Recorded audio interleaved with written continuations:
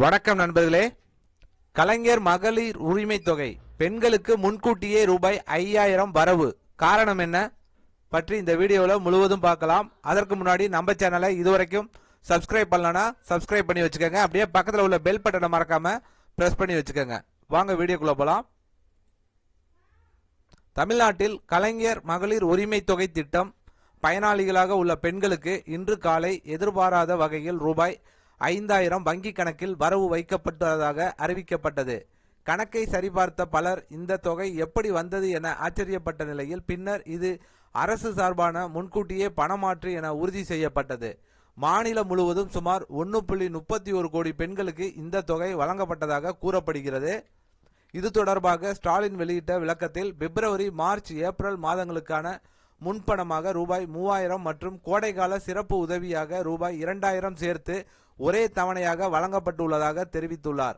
மேலும் தேர்தல் காலத்தில் திட்டத்தொகை தடைபடக்கூடும் என்ற சூழ்நிலையை கருத்தில் கொண்டு முன்கூட்டியே வழங்கப்பட்டதாகவும் கூறியுள்ளார். எதிர்காலத்தில் மீண்டும் ஆட்சி அமைந்தால் மாதாந்திர உரிமை தொகை ரூபாய் 2000 உயர்த்தப்படும் என்று அறிவித்துள்ளார். அரசியல் ரீதியாகவும் இந்த அறிவிப்பு முக்கியத்துவம் பெற்றுள்ளது. வரவிருக்கும் சட்டப்பேரவை தேர்தலை முன்னிட்டு பெண்கள் வாக்காளர்களின் ஆதரவை நிலைநிறுத்தும் நோக்கத்துடன் இந்த நடவடிக்கை எடுக்கப்பட்டதாக அரசியல் வட்டாரங்களில் பார்க்கப்படுகிறது. மேலும் ஏடிஎம்கே கட்சியின் மாற்று நிதி உதவி வாக்குறுதிக்கு பதிலளிக்கும் வகையிலும் இந்த உயர்வு அறிவிக்கப்பட்டதாக மதிப்பிடப்பட்டு வருகிறது. மொத்தத்தில் குறைந்த வருமானம் கொண்ட குடும்பங்களுக்கு உடனடி நிதி நிவாரணமாக இந்த ரூபாய் 5000 உதவி அமையும் நிலையில் இதன் அரசியல் மற்றும் சமூக தாக்கம் குறித்து மாநிலம் முழுவதும் விவாதம் நடைபெற்று வருகிறது. திடீரென ஸ்டாலின் இப்போ 5000 போட்டிருக்காரு. இது பல விமர்சனங்களை சந்திச்சாலும் ஏன்னா தேர்தலுக்கு எலெக்ஷனுக்காண்டி தான் கொடுத்துருக்காரு. ஏன்னா இத்தனை நாளாக கோடைக்கால சிறப்பு நிவாரணம் வழங்கவே இல்லை. இப்போ 5 வருஷமா இருந்ததுல 4 வருஷத்துக்கு வழங்கலை. இப்போ திடீர்னு போட்ட காரணம் எலெக்ஷனுக்காண்டி தான் இவர் கொடுத்துருக்காரு அப்படின்னு விவாதத்தில் சொல்லப்படும். எல்லாரும் பேசிக்கிறாங்க. அதுதான் உண்மையும் கூட.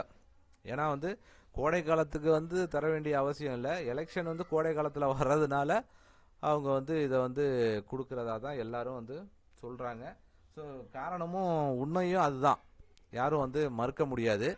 ஏன்னா இத்தனை வருஷமா அப்படி கொடுக்கறதா இருந்தால் இத்தனை வருஷமா அவங்க 4 வருஷமும் தொடர்ந்து கொடுத்துருக்கணும். இல்லையா போன வருஷமாவது கொடுத்துருக்கணும், கொடுக்கல.